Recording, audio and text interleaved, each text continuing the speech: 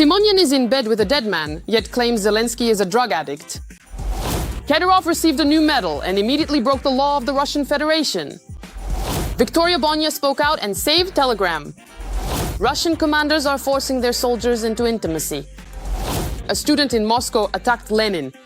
In Russian prisons, there are electronic guards.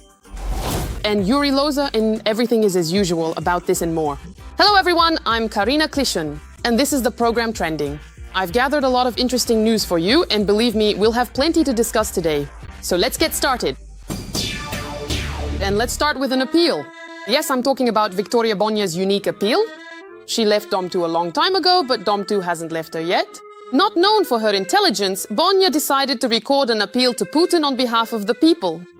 She told Vladimirovich that the people are afraid of him. Can you believe it? She blurted out the honest truth. I want to record an appeal to the President of Russia, Vladimir Vladimirovich Putin. I'm doing this on behalf of the people. They didn't ask me to do this. But inside, I feel that I need to record this video. Why? Because Vladimir Vladimirovich, people are afraid of you. The people are afraid of you. Bloggers are afraid of you. Artists are afraid. Governors are afraid of you. And you are the president of our country. And I think we shouldn't be afraid. I'm not afraid. Do you know why? Because I live by my heart. Well, and because she lives in Monaco now. In an 18-minute video, Bonya, who lives in NATO, complained about a number of problems. From flooding in Dagestan and an oil spill in Anapa to cattle slaughter in Siberia. And she reached the most terrible thing, the blocking of social networks. Immediately, the revolutionary went from complaints to threats. People will get tired of being afraid. They are being squeezed like a spring, and one day this spring will just snap. There. And the social networks that you deprived us of today, this also assists many Russians to communicate with their relatives and family members who do not live in Russia. I don't live in Russia, and I don't have a Russian iTunes Apple Store. I can't download the Max app and keep banning. There's more. There's much more. The list is huge. Banning, banning, banning, banning, banning, and banning. It feels like we're no longer living in a free country, but in some kind of forbidden country. She seems dissatisfied, yet she's not, because she immediately stated that Putin is good, that she respects him. It's just that all the officials are to blame and don't convey the real picture to the dictator. Bonya is sure that for some reason Putin is unaware of all the problems. The Tsar is good, but the boyars, it turns out, are bad. And Vladimir Vladimirovich, we support you too. And we consider you a very strong politician. But there's a lot you don't know. That's why I'm recording this video. So that through these thousands of people who report information to you there, I understand. Bring it, put it on the table as a piece of paper. You would understand the people's pain. Why she's sure that Putin will personally watch her video, given that everything is brought to him on paper, she didn't think through. But here's a life hack for you so you don't get jailed. Complain but respect Vladimirovich. But why did she even decide to speak out? Among the politicians in the swamps, opinions were divided. Who gave Bonya those working lips? Looks like Kirienko. A discussion has already flared up online among users saying Bonya saved Telegram, because immediately after her video, Forbes writes that the Russian authorities decided to loosen the blocking of Telegram. What shall we call Bonya's party? Open relationship or elite Russia? By the way, following Bonya, Aiza, Guf's ex-wife, also jumped on the wave of confessional talks.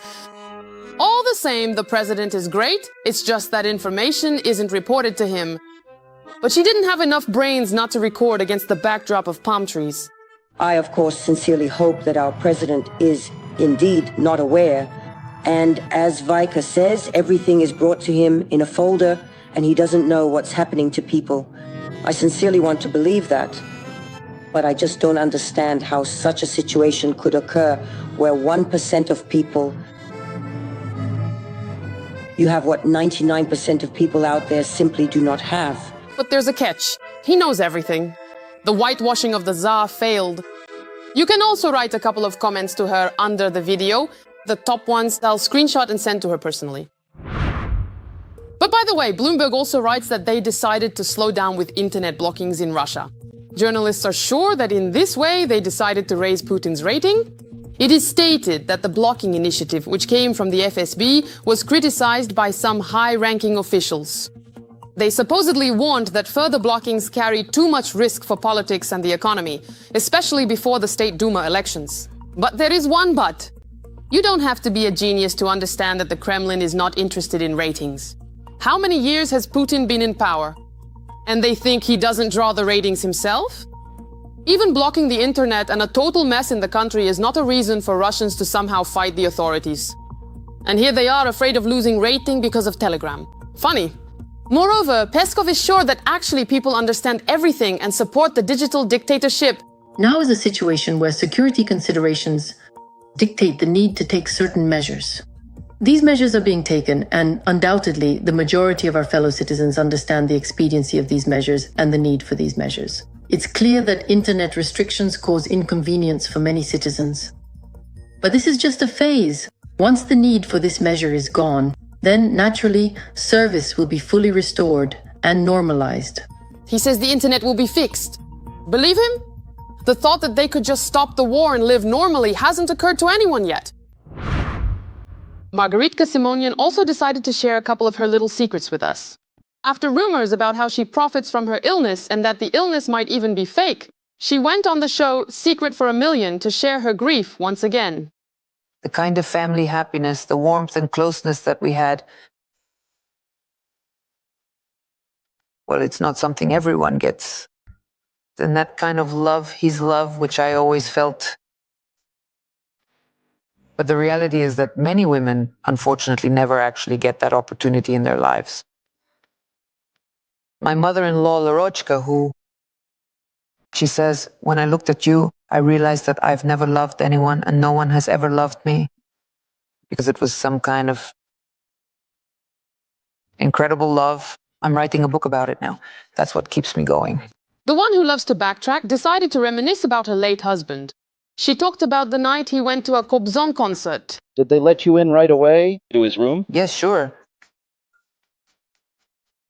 When I'd been kneeling down in front of the door for what felt like a whole hour, just quietly praying and hoping, and then I realized that an entire hour had actually passed, I just burst in and I saw them there desperately trying to restart his heart. They did.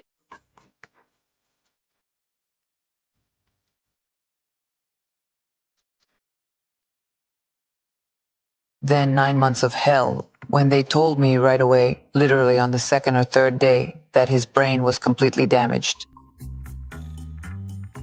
Completely destroyed. And there was no hope. And then she actually admitted, that she still goes to bed with her late husband, even now.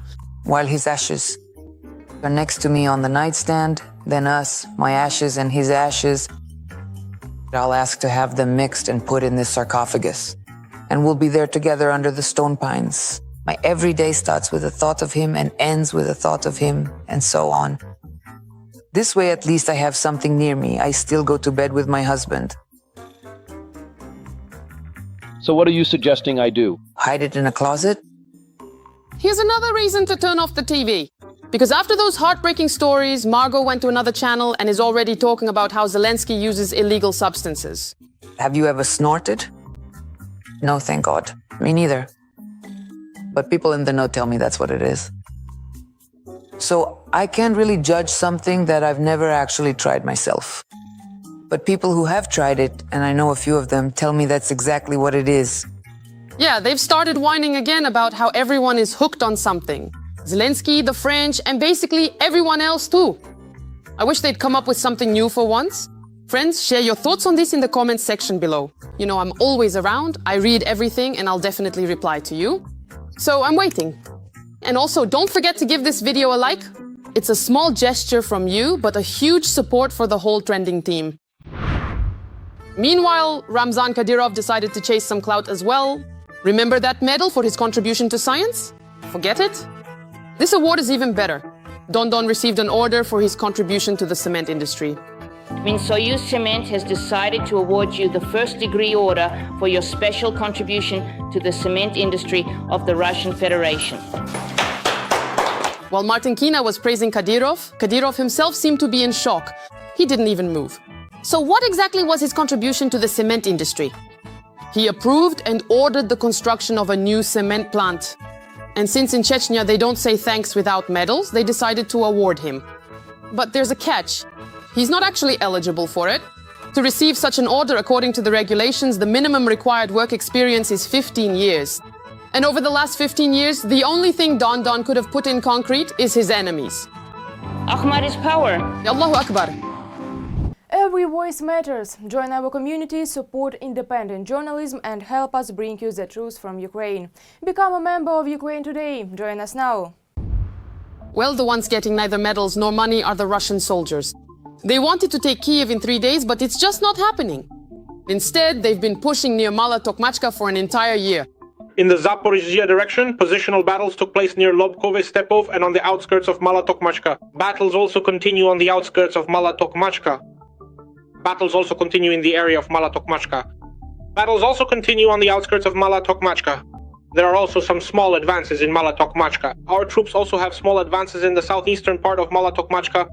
Battles also continue for the southern part of Mala Tokmachka. Battles are also ongoing for the southeastern part of Mala Tokmachka.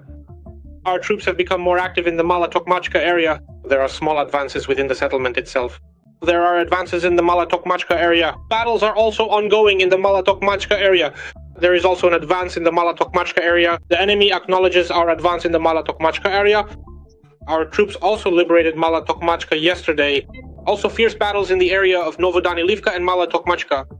And it's like this every single month. But what exactly is going wrong? The army is supposedly second best, and the bunker geostrategist planned it all, but it's failing. And as it turns out, there are also problems with the commanders. They've split into 2 different groups there. Some are just sending men to the slaughter. As war correspondent Kotenok reported, commanders are breaking up entire tank battalions and throwing tankers into meat assaults. 3 platoons are already gone from the companies. They only exist on paper, but in reality, all the soldiers were sent on assaults, died, or went missing. Now it's time for the 2nd platoon. Then, most likely, the battalion will be disbanded on paper. Since there are no people, there will be no tanks and no battalion. Can you imagine? They're sending them to the slaughter. This has never happened before. And here we go again. They told me that I wouldn't be participating in any combat operations, that I would serve in the rear on Russian territory. In reality, I ended up on the territory of Ukraine. I asked everyone, how could this be? I was promised one thing, to which they laughingly replied, "Did you want to make some easy money?" Russian soldiers really wanted to make some easy money, but it ended up being hardcore. But there's another caste of Russian commanders, let's say lovers of carnal pleasures.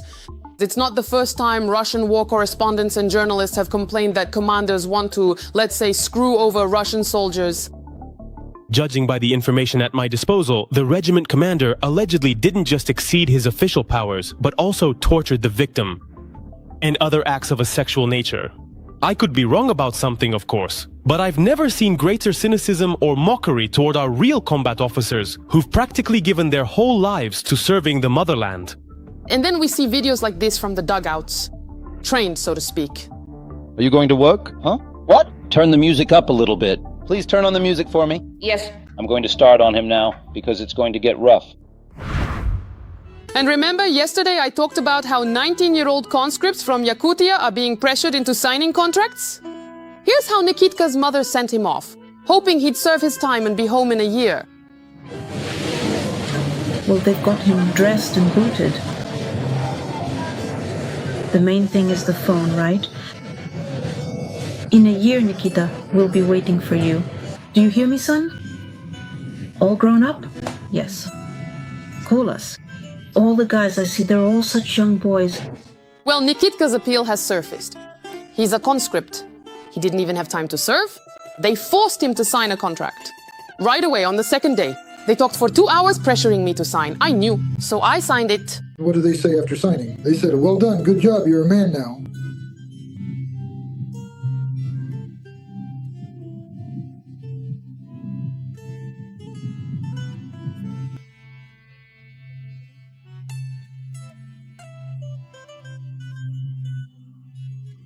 Is someone nearby? Yes. Are they eavesdropping on your conversation? Yes.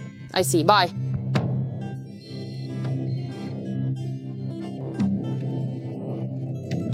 Are they listening? Yes. Well, okay, bye. All the best, so to speak. Mother of the Year, of course, but then she started complaining, like, how could this be? My son is so kind, what war? The boy in the photo with glasses signed up too. My son is actually the kindest person in the world. In his 19 years of life, he's never even hit anyone. How can they send people like that to war to kill people? They're only 19 years old. Well, 19 or 49, it doesn't matter. The main thing is that he storms the tree lines. Though whether they'll bring Nikitka's body home later is also not certain, because there's no evacuation. Or he'll get out himself, like Svetlana's husband, who tried. On February 10th, they tried to pull out for the first time. They fail again and they return to the point. There were 3 of them. My husband's leg, the second one has a shrapnel wound, a serious injury too, and the third one's leg is just hanging by the tendons. They start to pull back for the second time on February 16th. This time only 2 of them are pulling back. The one whose leg was on tendons, he refuses to pull back, I don't know why. And so they started moving, my husband and the second guy. My husband loses consciousness, he felt unwell. The second guy, well, he brought him back to the point. In the end, I find out later that there were 2 evacuations. But those evacuations couldn't get to them at all. They died, those 2, from the same brigade. In the end, the soldier remained in the field. He's a code 200 because they couldn't get him out. Because they sent him into battle, but of course they didn't think about how to bring him back. I know many of you watch us from outside Ukraine, and I'm curious which country you're watching this video from. I'm sure there are many people here from Russia, as well as Armenia, Kazakhstan, Europe, and even America. Do you support the Russian Federation, or are you one of the sane ones? Write in the comments, it'll be interesting to see the geography of our viewers. And your opinion on what's happening. At the front, the Russians have a lot of convicts, as we know. So many that in the prisons themselves, there's no one left to watch over. So in the Samara colonies, they decided not to stress and launched patrol robots to monitor the inmates.